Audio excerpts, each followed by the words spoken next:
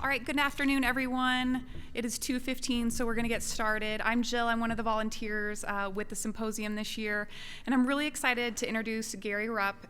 We have to give him a huge warm welcome. He came in at the last minute to be a speaker, and by last minute, I mean Monday. So we had a cancellation. We called our good friend Gary, and in between all that he has to do, he put together a presentation for us. He is the Director of Health, IT Operations and Programs at Salient, SRGT, and he's going to be talking to us about improving software deliveries at scale. So again, let's give him another warm welcome for saving the day, Gary Rupp. Thank you. So she's right. It was rather last minute. So I put these slides together, and hopefully I remember what I meant to say. That's number one. And two, can you guys hear me okay? Yeah. All right. Two, hopefully there's in an order that makes sense now that I'm seeing them again for literally like the second or third time. So we'll see how that goes. But yeah, I've been in IT, PMP, I should say, related PMP for quite a number of years. Started out in manufacturing, actually, Texas Instruments, more years than I would like to talk about. In manufacturing, is interesting enough, and got very involved in lean-oriented production processes, and ultimately went on to become a consultant in that area. While working for the software vendor who provided the software tools that we used for the analysis, right? And so then I became a software product manager. I did some sales and marketing work, and yada, yada, yada. But then I got back to my love, which is really managing large-scale programs. And I would say if I have an expertise, it's in the area of fixing large failing programs, and for whatever reasons just worked out, mostly in health IT. So that's kind of my background. Need that there? Okay. Yeah, I tend to wander. Hopefully not off the stage. Can everybody hear me okay? Okay, great. So I'm also the author of 4 books. The last 2 are probably most relevant to this discussion: Scaling Scrum Across Modern Enterprises, and then most recently last month is Driving DevOps with Value Stream Management. And that's really going to be a big focus, is some of the material I cover in that last book in this presentation. All right, so this presentation is all about how you improve software deliveries at scale. So large products, and also to support other organizational value streams across the enterprise. Is everybody here familiar with the term value stream? Let's see, raise the hands. Okay, value stream management? Fewer, okay. And of course, lean? Okay, good. So I got 2/3 of you pretty familiar with the subjects I'm going to talk about.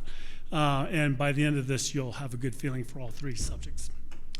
All right, so value stream management is an approach that's lean-oriented, comes out of the lean community, to simplify, streamline, integrate, automate, orchestrate, we'll get into those terms in a minute, your value delivery pipelines, all right?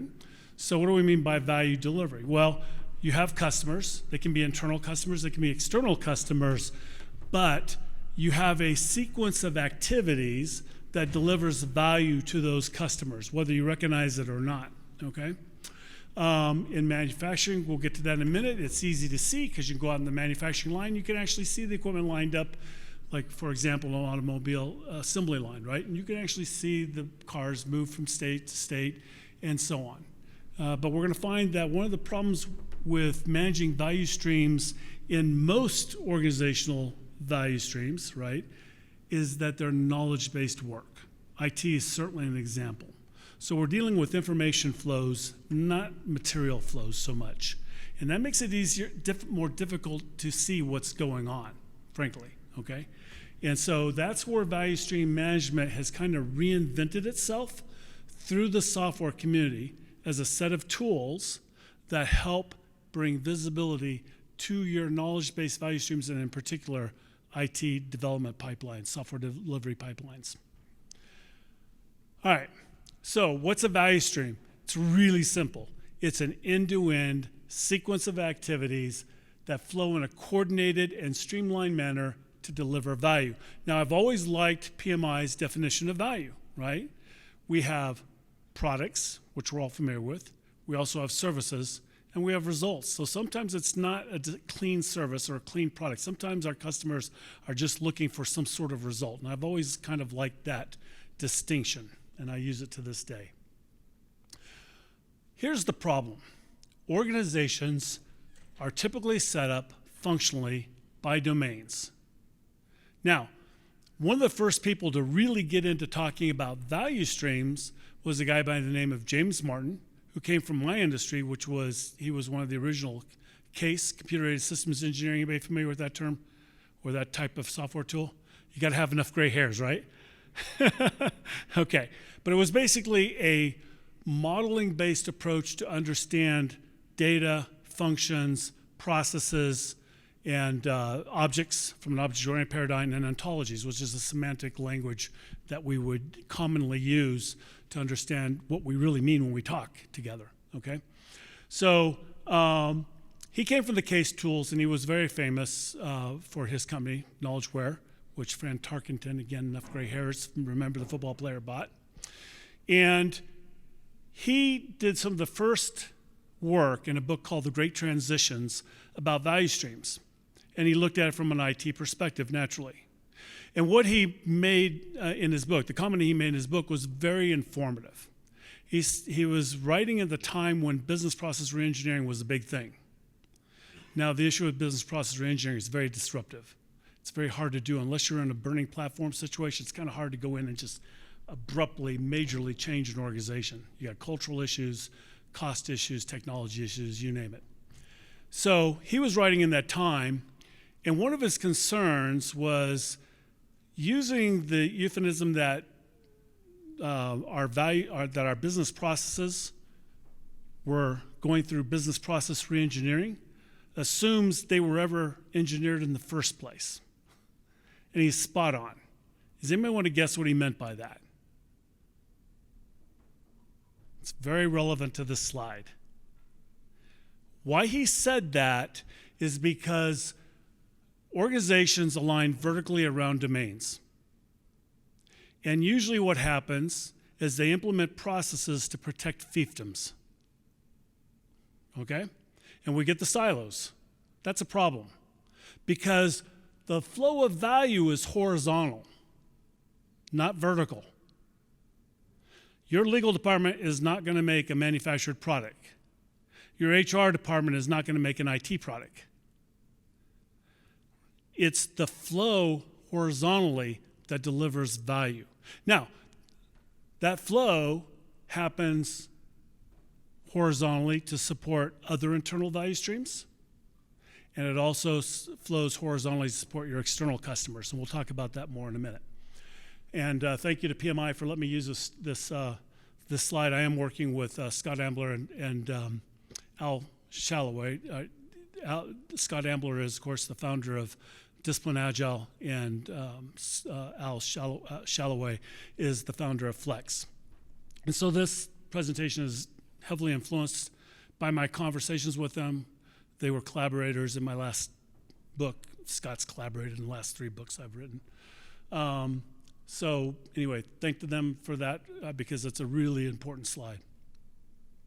So now when we talk about flows, we don't just talk about products, or work items, if you like materials going across. We have to talk about the flow of work, especially in IT, because there we're dealing with product backlogs that are informational in context, right? They're not like a widget, a car, this device I'm holding in my hand. Much of that is intellectual knowledge that they're working with and through to develop digital products, right? All right, so then we have materials. So in manufacturing, that's easy. All the components that make up our products, whatever they might be. And of course, information. Because if we don't have the right information at the right time, we're not going to build the right product or service or result. Okay? Now, in a modern context in IT, CI/CD, continuous integration, continuous delivery, and DevSecOps pipelines are modern examples of value streams. Are they not? Okay. So what's happened is the software industry, particularly the tool connection industry, the adapters and connector companies, evolved and said, you know what? Customers are already using our tools to integrate their tool chains for their CI/CD and DevOps pipelines. Why not go the next step and help them automate and orchestrate the work and then create common data models so that we can look end to end across the flow of activity that's going on across our CI/CD and DevOps pipelines and be able to analyze what's going on to find our bottlenecks and to be able to provide or perform what-if analysis to see how we might improve them before we have to make those financial commitments. So now, if you go look up the term VSM, Value Stream Management, that's the context you're probably going to hear it about. Okay, and we're going to get to this again in a minute, but actually that concept, Value Stream Management, has been around since at least the 2000s, early 2000s. Daniel Jones and his folks wrote a book there. He comes out of the Lean community. He and Womack, for example, wrote a book called Value Stream Management. It was all about supply chains. But another fellow, Dan Tapping, wrote a series of books for Value Stream Management around manufacturing, healthcare, and offices, type environments. So again, knowledge-based domains. And they wrote a series of workbooks. In fact, they wrote over 50 books together, Dan Tapping and his partners, around value stream and lean production practices. And they were kind enough to work with me on this last book as well. All right. So there's two contexts as a result of value stream management. There's the traditional context that's been around for 2 decades now, at least, but really it's been around longer than that. And essentially all value stream management is doing is applying lean production practices to make continuous improvements and make that part of the culture of the organization. So it's not a one-off kind of thing. It's the way that we implement continuous improvement activities across your value streams, whether they be development, operational, or support. Now, depending on the methodologists you choose to look at, for example, SAFe, they only talk about operational development. If you talk to James Martin, well, he's passed away now, but he had identified 17, and he built on the work of John Davenport, who identified 11 common value stream types. Today, DA Flex has settled on 3: operational, development, and support. We'll get to that in a minute.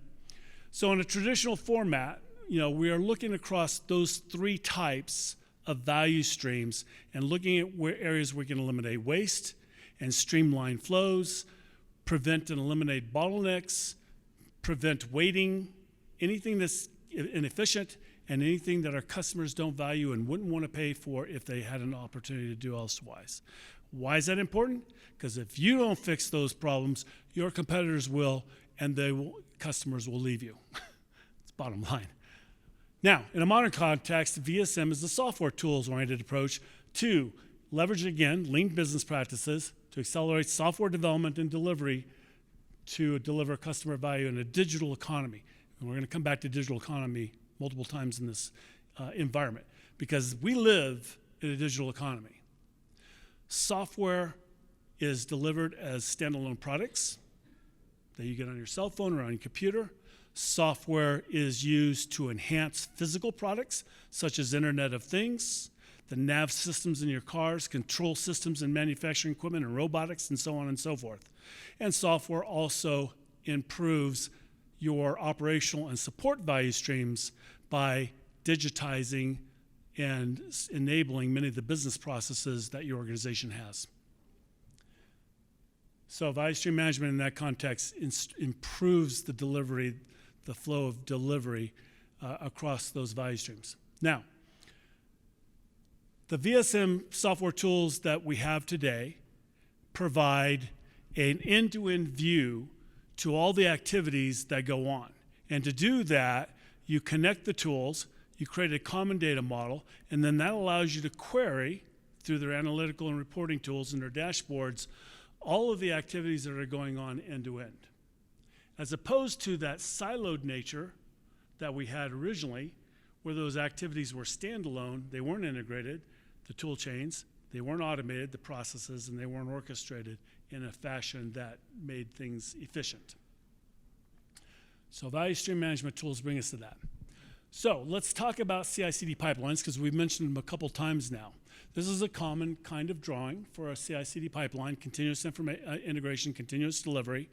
And it's really the front end of the software delivery process. It is a software development process, to be precise.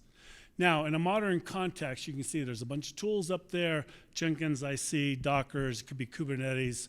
You got staging environments, which are basically your servers that are going to run tests, your pre-production tests, and also your production servers in the end. And then you're going to have a source control management tool, probably GitHub, maybe Selenium, some other things, GitLab, whatever. And then at the very beginning, you have the developers and their coding. They put their code into the source control management system. It executes your unit tests and integrates your code with the rest of the code set. Your automation server helps build your software, and then it might be containerized basically to push everything to the right configuration, to the right development environment, and then it gets staged there, and all your other tests, whatever they might be, your systems test and your end-to-end test and your smoke tests and your black box tests and your performance testing and all that, and they might be run in parallel in a modern CI/CD environment. So as opposed to having to run them sequentially and spend more time. And moreover, with CI/CD, we can configure the infrastructure on demand, on the fly. And so now, instead of having to go to your IT department and say, hey, I need some testing environments stood up. Can you get them for me pretty please? Now you can do it on demand, right? And you can do it in microseconds. We watch this in the demos. I run a CI/CD pipeline development team for as a contractor for the VA. And when we give our demos, you can watch everything happening in microseconds, measured in microseconds. It's happening very rapidly. We execute the code, it gets sent up to the GitHub, the build processes get kicked off, it develops the containers provide the configuration, stands up the testing servers start running the tests. It's all automated. It's amazing, okay? And everything is measured in microseconds. All right, we're gonna come back as to why that's important in a minute. Now, this is a traditional DevOps or DevSecOps diagram. It's very different. Not everybody likes this. I know that Helen Beal, who runs the VSM consortium, kind of wishes we'd get away from the infinity loop, but I don't see anybody doing it, so that's what I'm using. So the whole point of having the infinity loop there between development and ops is to show this as a continuous cycle. Just like we talk in Agile about iterations, iterative and incremental development, tongue-tied there, all right? DevOps is the same concept. Now, how did DevOps come about? Well, those CI/CD pipelines I just told you about a second ago and showed you, they were developing new software enhancements, improvements at such an accelerated pace that an already difficult situation between the siloed dev and operations teams became all the more impossible to manage. Because operations and developers are very different people, types of people, culturally, right? Philosophically, mentally, how they think about things. DevOps, dev people, right? They're like, we're into the new. Bring it on. They're all about change. And they all like, and they want to tweak whatever they do and make it even better. So they're going to always throw out the next best idea. Operations people, not so much. They are cautious. They are careful. They are deliberate. Because when something goes wrong, who gets called to the carpet? Operations, right? Not the developers, the operations staff, all right?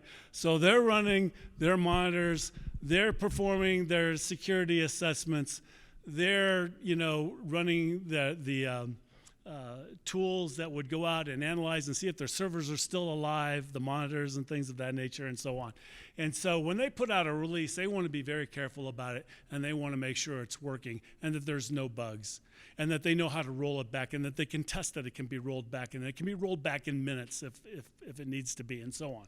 So they're very careful and deliberate. So we had to get these people talking together because they were functionally operating in different silos. And so that was the first attempt or strategy behind DevOps. It was more of a collaborative strategy.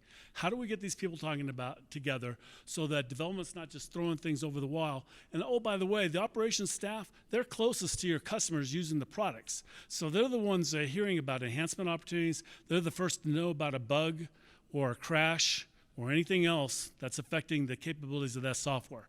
So that information needs to go backwards to the development team so that it can be addressed efficiently, okay? Now, Sec in DevSecOps is the newer concept. What is Sec all about? It's about security. But how does it fit in this model? Well, the issue here is it too cannot run as a siloed function, especially today. The hackers are much faster than the rest of us, frankly. So we need our security teams to operate at the same speed as our development and operations teams are now operating. Because what happened in the DevOps world is the operations teams, using the tools provided by the software tool industry, began to accelerate their ability to handle new environments. In a very modern shop, we might have dev and ops people working together in the same team. So everything's accelerated. And now security's got to operate at those same speeds. So that's really, at the end of the day, that's what DevSec implies. They're all operating together collaboratively in sequence as a streamlined flow at the same speed, basically. All right, so this is basically just saying what I just said. Except that we also add in there that VSM provides the metrics and the analytics to both accelerate and improve the flow and to visualize, make visible all the work that's going on. So we've talked about integrate, automate, and orchestrate a couple times. What does that mean? Integrate is simply integrating the tools in a pipeline, of which there are many. Digital AI has this periodic table they've created. Has anybody seen it? Oh, you should go out there. So they've identified something like 400 and something different software tools that participate in some way or shape that can be used in a DevSecOps tool chain. It's quite a lot. You don't need all of them. There's 17 categories, but you probably need one across each category. And some of the tools go across categories. It gets very complicated very quickly.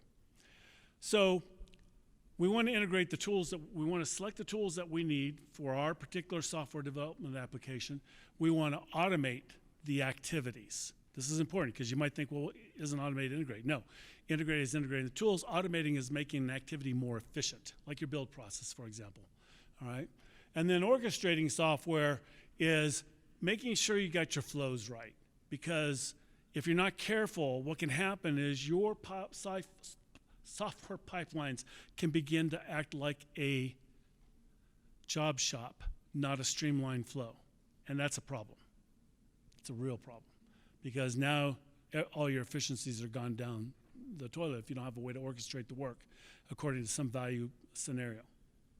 So we want to eliminate all forms of waste, and we want to focus our work on adding value, the things that customers will pay for, and we want to streamline our flows from end to end, and that includes work, information, and materials. Now, Lean is essentially, from a systems thinking perspective, a way to avoid the complexities that come with multiple participants, or members, if you will, to use the vernacular systems thinking, in a complex system environment. Now, that could be people working in teams. It can be computers working together as a system. It can be anything, right? It could be the ducks swimming, in a pond or flying together in formation. Systems are complex, and they consist of members. And the more members you have, the more interconnections you have, and that's what you're seeing. So if you allow, for example, in your small agile teams, everybody to work together in collaboration, those lines indicate the number of communication links that are potential. The more people you have participating or members in that system, the more interconnections you have. So while the number, this is what this diagram is showing, of participants is increasing linear, the number of potential connections is geometric.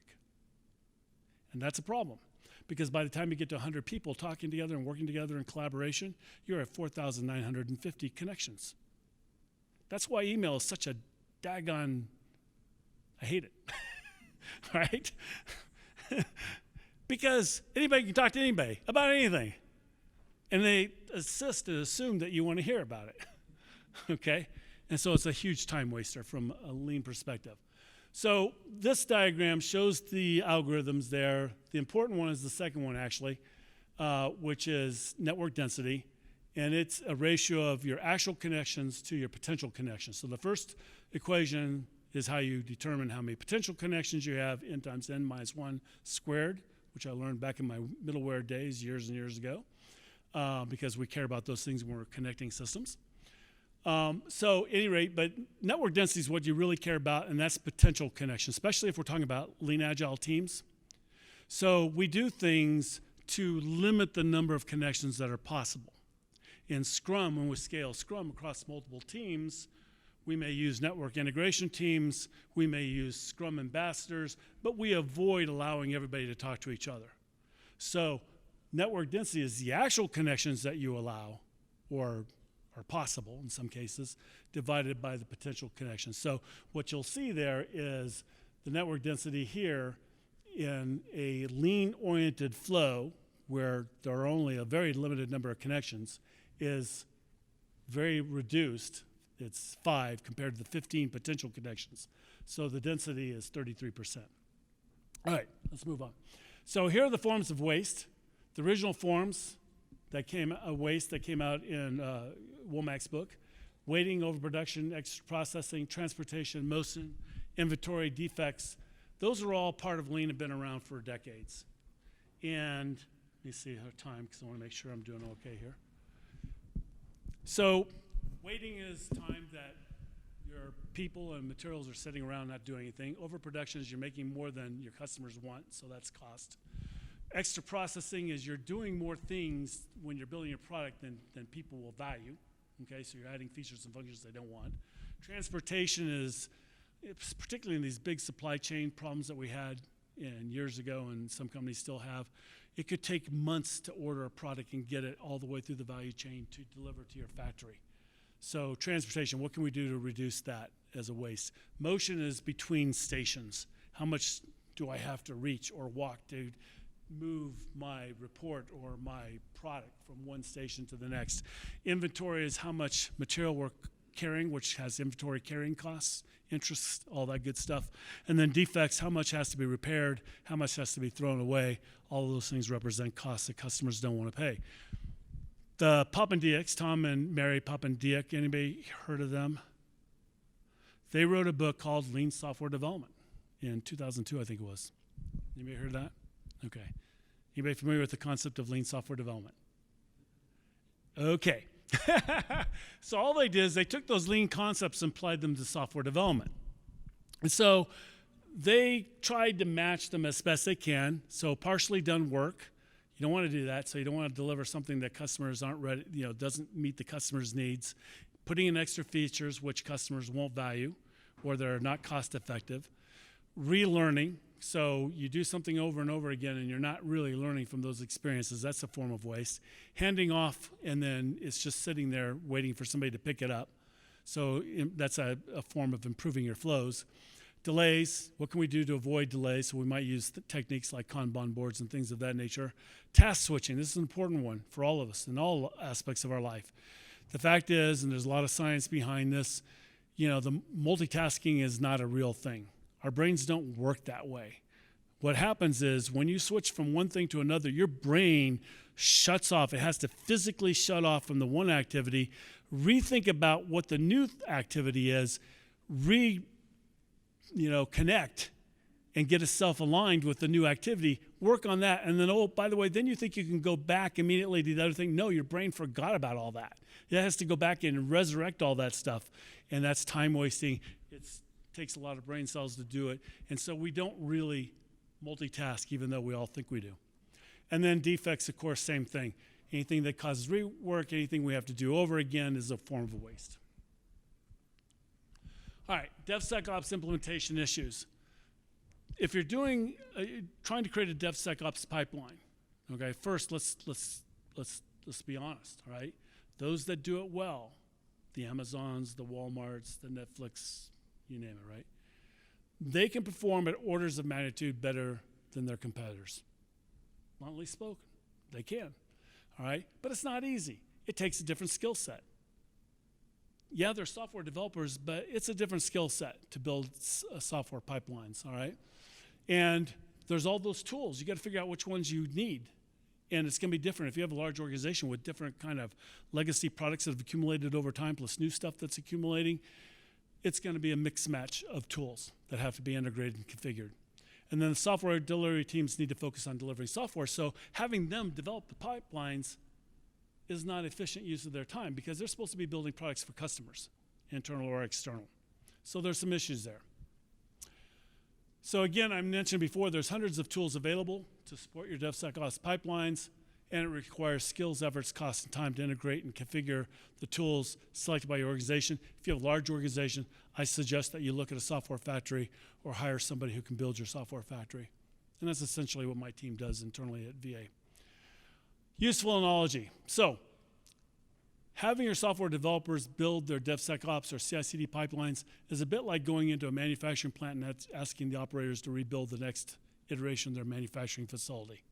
Assuming they could develop the skills or have the skills to do so, that takes them away from building product, and more likely they probably don't have the time or enthusiasm to go about it. All right, so we don't want to do that in software either. So the VSM tool vendors provide out-of-the-box connectors and adapters. We spoke about that earlier.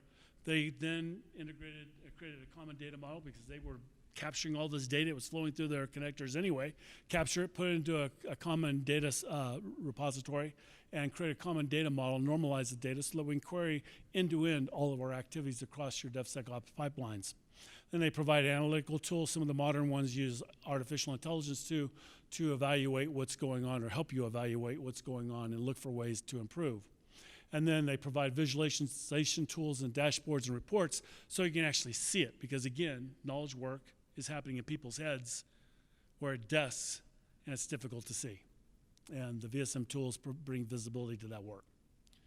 The benefits, executives and decision makers now have a way to have end-to-end visibility to the activities and work items and the information flows, and they can therefore evaluate the state of software productions and assess, the alternatives they might make before they have to actually make those investment decisions or those changes to processes or priorities. The benefits of having such an integrated tool set, for DevSecOps and VSM is the integrated DevSecOps tool chains help automate and integrate your pipelines and orchestrate the work and information flows. And it's the VSM tools that support the platforms and make them orders of magnitude more efficient than the traditional waterfall or even agile-based practices. Really? Well, there's data to back that up. Is anybody familiar with the DORA 4? Okay, how about Gene Kim? Accelerate, the book Accelerate. Well, you'd know DORA 4. All right, so a fellow named Gene Kim, working with Jez Humboldt and Dr. Nicole Forsgren, did a very detailed statistical analysis of software development teams and their performance. And they identified like 17 or 18, I forget what the number is, different performance criteria that were useful in understanding how well software teams were performing and in a comparative analysis. But what they found out is there were 4 that were most critical, and that's deployment frequency and lead time for changes, time to restore service, change failure rate. So your deployment frequency is how often you're putting out a new release or a new capability, feature, function, what have you, a user story. Your lead time for changes, so once you decide to take an order, a work item into your flow, how long does it take to get it from the start to the end of your development process? Time to restore service, so if something goes down, how fast can we restore the service? And then change failure rate, how often does that happen? How often do we have a failure that causes us to have to pull it back? And what they found is the elite performers, those using DevSecOps pipelines and CI/CD pipelines, they had a deployment frequency of on-demand multiple times per day. In the case of companies like Amazon and Netflix and Walmart, they're probably doing hundreds of times a day. Google. But the poor, low performers are still in waterfall, some agile startups, once per month to every 6 months. And how many people have managed projects like that, right? That's more typical in the old days, all right? Now, lead time for changes, less than a day for the elites, between 1 and 6 months for the lower performers. Time to restore service, less than an hour for the elites, but between 1 week and 1 month for the lower performers. And the change failure rate was between 0 and 15% of the releases had to be called back. But for the poor performers, it was between 46 to 60%. All right? That's a huge difference. And now Google has taken over that research, and they continue, and you can go to that link and see the updates from year to year. They've done this for, I think, 7 years now. So you can spend a lot of money building your CI/CD and DevOps pipelines, and you will, especially on an enterprise scale. But guess what? You may not get an ROI that justifies the effort. Has anybody been involved where your organization made a decision that you were going to implement a CI/CD pipeline or a DevOps pipeline, and then the executives went, I didn't know it was going to cost us much. Stop. Does that happen to you guys? Has to me. Okay, happens to me a lot. All right, so the problem is, in and of itself, you can get all these great performances, but it doesn't necessarily mean you get an ROI in the investment. The ROI comes from how you aim those improved software deliveries. The ROI comes from improving those other value streams we talked about, operational development and your support value streams. So it's how you aim your improved software delivery function that will give you the value in the investments. Please take that home as your thought. So, improving speed, delivery speed, and power to improve all your organizational value streams comes from the deployment of those improved software deliveries. In a digital economy, VSM improved software deliveries support the business other value stream improvement initiatives. And we're going to find out the way you do that is by using value stream management in the traditional sense for those other value streams. And what you're going to want to do is try to find those areas for improvement where the improvements can come through digital innovations. That's where you'll get the value out of your CI/CD and DevOps pipelines. So, what are these things? We talked about them earlier. Sorry, I got a little out of order. I put this together very quickly, and so my head was ahead of my presentation here a little bit. Again, operational delivers value to external customers via products, services, and results. So these are your order entry functions, your fulfillment functions, and so on. Your development, design, test, development, value-adding services. So these are the people who design the products, not deliver the products, because that's actually an operational group. So your manufacturing plant is an operational value stream. But the people who design, develop, test, and deliver those products are development. And guess where IT stands? Where's IT? Sorry? Development, correct. It's a development function because they're building software. Even if it's delivered as a product, they don't deliver it to the customers typically. It's the operational teams that deliver it to your customers, marketing, sales, so on and so forth. And then, again, Al Shalloway, and I had a number of conversations with him along with some other people he's talking to. We agreed we should go ahead and break out support as a third, unlike SAFE, which only does 2. And the reason why we're doing this is that support are the value stream functions that sustain the business, legal, HR, finance, right? But your customers, if you ask them, they go, I don't really want to pay somebody to be doing that stuff, right? If they had a choice, right? So we break it out separately because that's an area where we really have to make sure that we're driving value at the absolute lowest cost, even if we have to outsource it. All right, DevOps is the table stakes that allows an organization to compete in a digital economy. First time I heard this was actually from Scott Ambler, but it's everywhere. Everybody's saying it now. And it's true. because of those DORA 4 metrics that you had. Those that do it and do it well are going to outperform everybody else by orders of magnitude. So it's the table stakes for competing in a digital economy because so much of our world is digitized today, right? How are you going to compete if you don't have that capability when everybody else is and they're outperforming you across the organization? That's the problem that you got to deal with here. So that's true, but there's always a but, all right? That impacts business strategy and requires portfolio level investments. As I said before, there's lots of options. It takes specialized skills. You got to buy the tool chains. You got to integrate the tool chains. You got to create your data models. You got to do all this work, right? So there's investments that are involved, and that's a strategic investment. It's going to have to go through the portfolio management function. Executives cannot mandate. This happens where I work quite a bit. Executives come back, they hear the latest, 3-letter acronym in IT, and they go, well, I want one. Got to have it. Got to have CI/CD pipelines. We got to have just-in-time. We got to have RAD. We got to have SDLC. We got to have project management. We got to have SAFe. We got to have Scrum.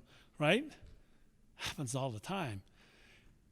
But they don't have a clue what that means or what it takes, and they're not behind it, and they're not leading it. They're not driving it. They have no skin in the game. And I'll say this all the time: if your leaders have checked out, you're doomed. Right? If they don't lead it, you're doomed. They can't just throw over the wall and expect you to do it because they don't know what it's going to cost. They don't know what's involved. They got to lead it. They got to learn it. They got to live it. All right. ROI and value comes from delivering value across all organizational value streams. We've touched on this many times now. The value of your DevOps and your CI/CD pipelines doesn't come from building the pipelines and building software faster because we measure that flow in microseconds. It's the ultimate example of local optimizations from a systems thinking perspective. Does anybody know what local optimization means? Let's use the real world analogy. Assume that you're in a manufacturing plant.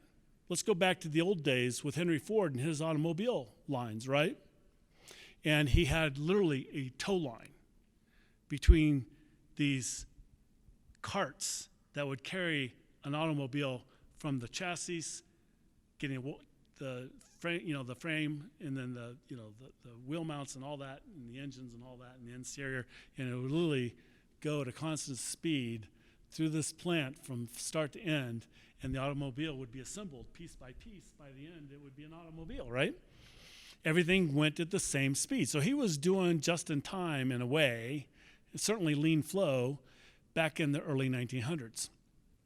Now, we go forward 100 years in time, and somebody says, I know, we can install a robot, and we can make that process really efficient. And we can do it in 30 seconds where everybody else is taking 60 seconds. And we're going to spend a ton of money to do this, but it's going to be really cool. Did that improve the flow of your pipeline one bit? No, because everything else is still going at 60 seconds. So your DevOps and your CI/CD pipelines that are going in microseconds, now, caveat here, by the time you get approvals, by the time you find out what the requirements are, you do your requirements analysis, you build your code, yada, yada, yada. It's not microseconds. It's all the automated pieces that are microseconds. So everything else is going so fast, and everything else is so slow, right? And your value streams are not running at those speeds either. So we got to make sure the ROI comes from digitizing, finding digital innovations across the other value streams. That's where the ROI comes from. Now, Mick Kirsten wrote a book called Project to Product. Anybody read it? Heard about it? Got to get it, guys. Sorry. Projects to Product. Now, if you're in the Agile community, it's the Bible that they use to basically throw darts at us in the PMP and PMI community. All right? And they're right. I'm sorry, but they're right. All right? So the focus has to be on products, not projects in software. And in many things, anybody who's really taking Agile on an enterprise scale, they got to start thinking products, not projects, because that's the way Lean is. And remember, Lean and Agile evolved to do two different things. They were solving two different problems. Lean evolved way before Toyota, but really took off with Toyota and the Toyota production systems by Ono, okay? at Toyota, coming out of World War II, and the problem they had is they were an island nation, limited resources, financially destroyed by the war, and they had to compete on a global basis to rebuild. And so their problem was, how can I deliver the most value, most efficiently with no waste and give customers what they want? That's how they could survive in that environment, and thus evolved Lean. Agile evolved to solve a different problem. Agile came out of the software development community by a group of consultants and software engineers who were tired of getting beaten up because the traditional waterfall model was killing them. Okay? And it's a fact. Because the traditional waterfall model strings out the entire life cycle, usually over an annualized basis, correct? All right? And so we spend weeks or months doing requirements analysis, weeks and months doing design. We spend literally a couple of weeks coding. That's really all it usually takes for an annual release. Okay, true? Need software developers in here? I just let the secret out of the bag, right? Usually it takes only a few weeks to do the coding. But testing, oh my God, testing takes months. And why? Anybody know? Testing takes months because the more lines of code you build, the more difficult it becomes to find your bugs and errors and defects and fix them. And by the way, anybody know what the difference is between a bug and a defect? A bug is something that's wrong with the code. You had a requirement, you coded the requirement, but you didn't code it correctly for some reason. A defect is an unrecognized requirement. Your customer intended it. Maybe they think they told you it was there or not, but the software is not performing the way they expected it to because it's not implementing some capability they wanted. All right, so the problem is when you have hundreds, thousands, maybe 1 million lines of code in a big project, it becomes very difficult to find those things and very expensive, and it takes months. So the engineers were getting tired of getting beaten up for all this and missing, having delays and missing budgets and resource allocations and schedules. So that's where the agile, iterative, and incremental development practices came out of. And they met in Snowflake, Utah in, was it 2002, I think, 2001, actually. And they created the Manifesto for Agile Software Development. And the rest was history. Now, what happened as that agile community matured and people like Mick Kirsten got involved, and they said, look, we've really got to take a product-oriented focus, and we've got to expand this iterative, incremental nature of development because it solves so many other problems. We minimize risks by chunking up the development into smaller pieces instead of over an annualized basis. We produce products more frequently. We let our customers look at it. They can tell us if we're on track or not, and we can make adjustments real quickly because in the old days, I wasn't allowed to go back to engineering when a customer complained. Right? No, it's not in our schedule. Sorry, right? Or you had to go through this huge process, change management process to get it approved. All right, so the whole point of iterative incremental development or agile is let's chunk things up into smaller pieces and improve things quickly. That gets rid of our testing problems because we're building smaller increments of code, and it gives us more frequent opportunities for our customers to say, yeah, you're on track or not. And so he came up with his own metrics, flow metrics, velocity, efficiency, time, and load. These are metrics that we would use to help us understand how well the team is delivering, software team, but he ties them to business outcomes because, again, they're of no value if those improvements in software don't improve the business. And so he uses value, cost, quality, happiness as measures across the business to see if the investments in our DevOps pipelines were worth it. I'm going to try to speed things up because I know I'm running time here wise. So this is a value stream map-oriented view of that CI/CD pipeline flow. And now you can see we're looking at things like cycle time and wait times between stages because we want to look and understand what's causing the one cycle time to be more longer than another, why things are waiting, where our bottlenecks are, things of this nature. And this is what our VSM tools allow us to do.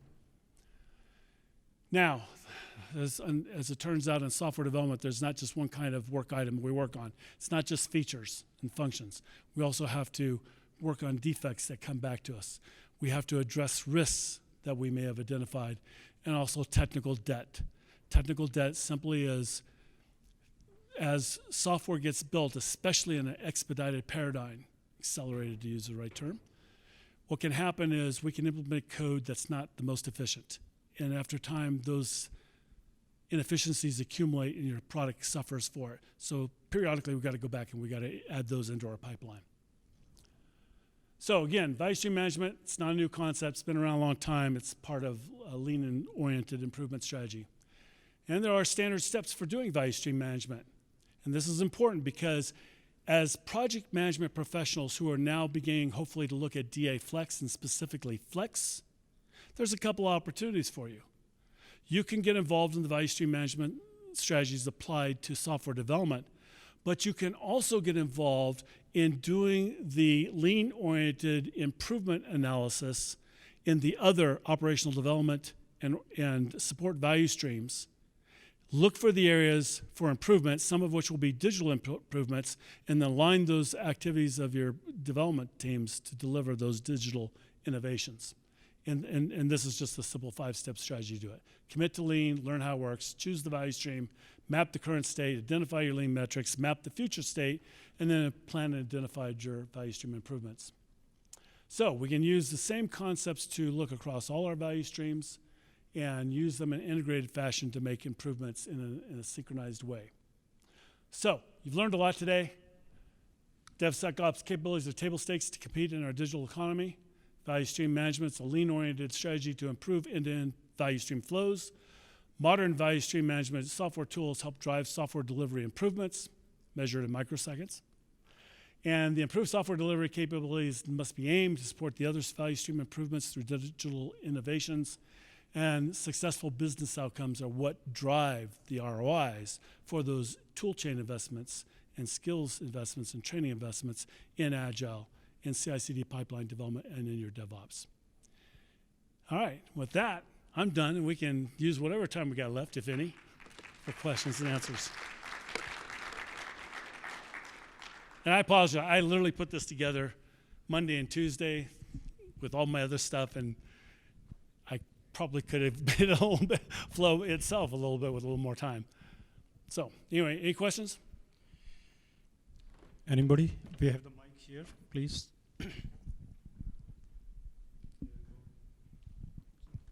Thank you for the hello. Thank you for the presentation. What do you find is the most difficult part of implementation of a CI/CD pipeline with VSM in mind? Okay. Wow, that's a loaded question. And it depends on the environment. All right. So where I work, there was a mandate came down 18 months ago. We're going to be DevOps. The executives who made that decision made it because they did not want to. Sorry, where I work, the executives 18 months ago made a decision to go to DevSecOps paradigm. They didn't know what they didn't know. They made the decision because, frankly, they were tired of paying IBM's rational tool costs. And a group of developers got there and said, hey, but we could go to open source. And we should be able to use whatever we want because Gene Kim in his book Accelerate said we should, right? Okay, so what's the problems with that? First off, my client has a very structured process called TRM to identify the tools. It's their governance process, basically, for identifying the software tools that are allowed in the organization. And those tools aren't on there. Why aren't they on there? They're not on there because government agencies are subject to FedRAMP policies for security. And a FedRAMP policy is situational by government agency. It takes 6 months end-to-end at a minimum to get through the security compliance approval process, and it's tens of thousands of dollars. So what open source community is going to pay that? And oh, by the way, that only works for the one agency you were working with, VA, USDA, DOD, whatever. All right. There's costs involved, and the executives may not understand it. They start seeing all these costs accumulate, and they see it takes some time, and they begin to realize, I got to get these people who, my regular developers, they're not developing code. They're trying to figure out how to develop a configuration for a CI/CD pipeline because it's a different skill set. It's a different set of tools. It's not that they can't learn it, but it takes away from their day job. of building software for our customers. Okay, so that's a problem. All right, so what has happened in many large organizations, Amazon and Netflix and Walmart and some of these other companies basically created internal teams to develop software factories and basically reusable configurations. And what they'll do is they'll get a baseline configuration with one of the early adopter development teams. They make it, the configurations are done in code. So they put it into a source control management repository like Git or GitHub, Selenium, and they make it available on demand to the other software development teams. And then they go on to the next early adopter and they improve their baseline. Maybe they add a few more configurations and a few more tools into the tool chain. And they do it again, they do it again, they do it again. And over a while, they build a library of configurations that are downloadable on demand in real time from the software development teams.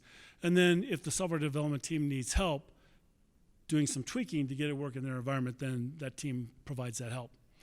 So huge cost savings. Your software development teams stay focused on what they're doing right, and you have your skilled team as a small team doing what they need to do, which is build the configurations as reusable assets. So it's just more cost effective. It's a development-oriented value stream for internal customers, which are software product teams. Did that answer your question?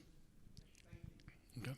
Anybody else? Please think through your virtual value streams and ask questions. And presentations are available. Yes, please. You want? The presentations are available also online, right? Please take a look at DA Flex.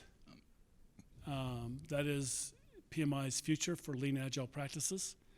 And if you're in IT, you have to be looking that way, because the IT community is leaving waterfall fast.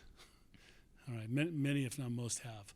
So you've got to make the transition, and in this community, that's the way to go, right, is discipline agile and flex. All right. Anybody else?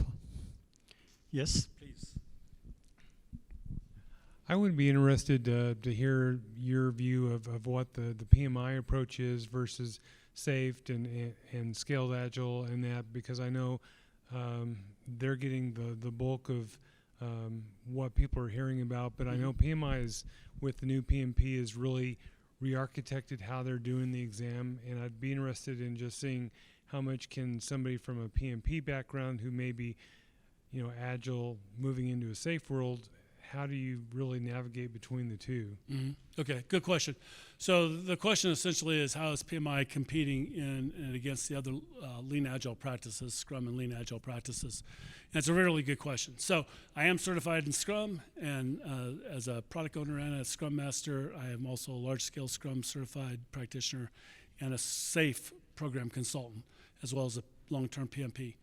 So I have experience in understanding these approaches. So SAFE essentially establishes 4 configurations to implement lean agile practices in a large enterprise. And the concept goes back to that slide that Al produced with the vertical organizational structures and horizontal flows, because they're very much about value streams. And that's good. And they use some other research about, small teams and basically systems thinking. So they do everything around ARTS, agile release trains, and solution trains to minimize the number of interconnections between people participating in the development of these large products. All right, so that's all well and good, but it looks complex, and that's its downside for a lot of people. If you get into it, I don't know that it's as complex as it looks, but they don't make it complex. And so the people like in the large-scale Scrum community, like Craig Larman, look at it and go, pull up the picture and go, enough said, okay? Because it looks complex, all right? The scaled Scrum approaches take a team of teams approach to Scrum. So basic iterative incremental development cycle of Scrum, and then creating multiple teams, and then limiting the number of interconnections between the team members through network integration teams, or through things like Scrum ambassadors and things like that, or team ambassadors. So that works well. So you asked me, how is DA Flex different? All right, so first off, Discipline Agile is a toolkit of practices and techniques that are provided in a useful context around the process blades or process goals, if you prefer. And those process goals are things that you might want to accomplish in the development of a project. And then it implements, or at least it did implement, 6 different life cycle strategies. And the theory behind that is not everyone's ready to go jump into DevSecOps. So you might start at waterfall, you might put in some agile, you might think, with Scrum, and then maybe do some lean agile and so on. So they cover the bases. There is a Scrum Master certification. They haven't adopted the product owner concept. I get it, and here's why. Scrum trivialized the concept of product owner because really it's an outgrowth of the product management function. And the people who developed it, remember engineers and consultants, didn't really understand what product managers do, right? And it's a big job. It's a huge job. They really just looked at the piece like, well, we want them to touch base with it every once in a while to tell us what our priorities are, okay? So Scott Ambler didn't put that in yet into Discipline Agile, and he's debating whether he should, and I get it. But the function doesn't go away, and it's encapsulated as one of the process groups, right, as project management, or product management, excuse me, and so on. So that's one of the things that's different, whereas SAFE does talk about it, but then they don't get into the details either about how product management happens. And as a software product manager, I kind of think I know a thing or two about that, and they just didn't get into the details. They let the organization, and that's okay, but just so that people understand. So Discipline Agile is, as you know, way of working. Wow. So the concept behind Discipline Agile is we are not going to be as prescriptive as Scrum or SAFE or less, right? And less isn't really prescriptive, by the way. Or Nexus, that's the other one, okay?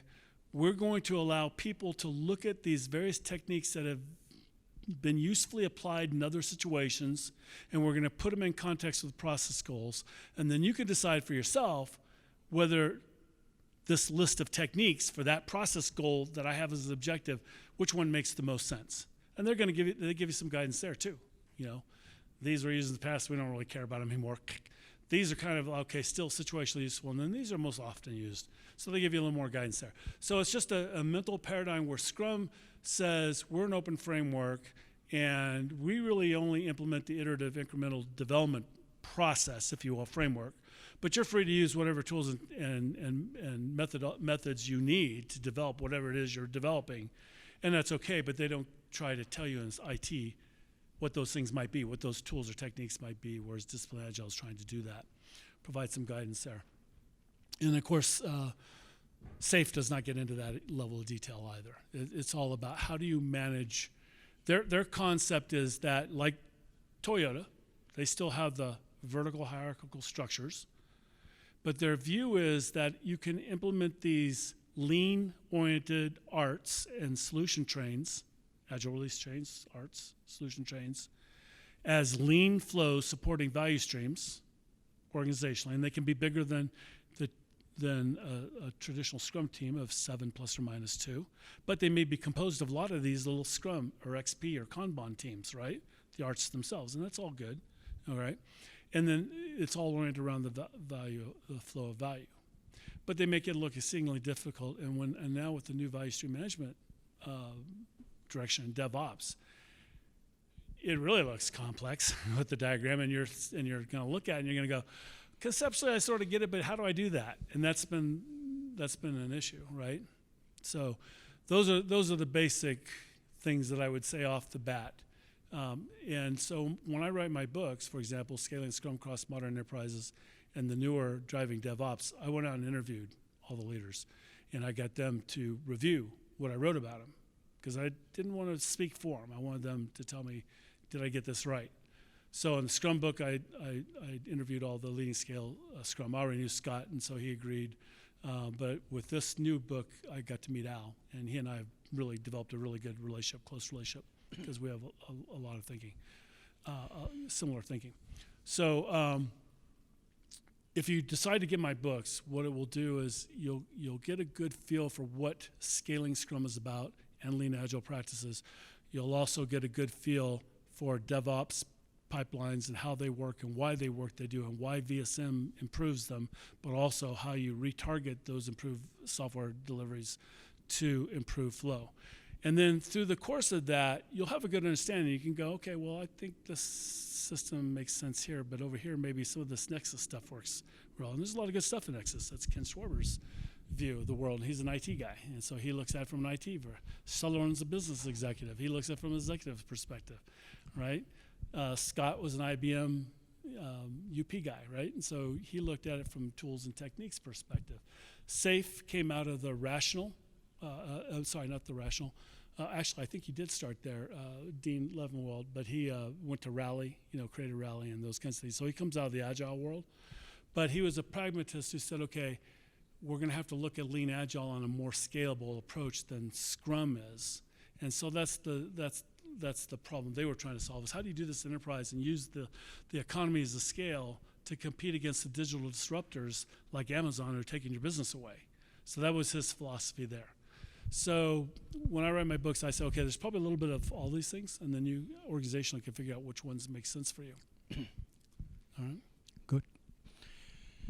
Very good. Anything to add? Thank you for the valuable presentation. Thank you, guys. And thanks to all of you for coming here. And we disperse